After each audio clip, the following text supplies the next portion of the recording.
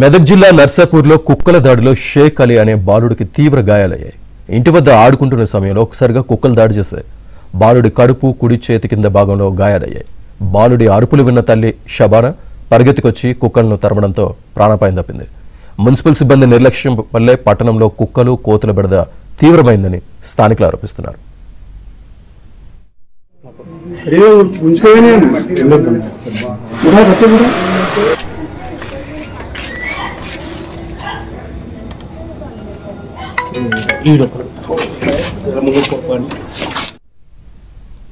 ఇదే విషయానికి సంబంధించి పూర్తి సమాచారాన్ని మా కరెస్పాండెంట్ పరశురామ్ అందిస్తారు. పరశురామ్, ఈరోజు నర్సాపూర్ పట్టణంలో కుక్కల దాడిలో షేక్ అలీ అనే 6 ఏళ్ల బాలుడికి గాయాలయ్యాయి. అతను ఈ రోజు ఇంటి ముందు ఆడుకుంటున్న సమయంలో ఆ వీధిలో ఉన్నటువంటి కుక్కలు ఒక్కసారిగా ఆ బాలుడి మీద దాడి చేశారు. ఒంటరిగా అతను ఆడుకుంటున్నాడు.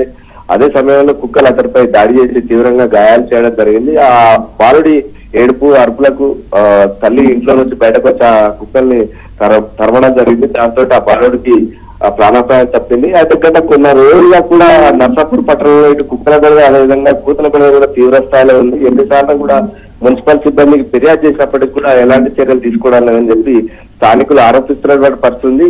ఇటీవల కాలంలో నర్సాపూర్ పట్టణంలో చాలా ఘటనలు జరిగాయి.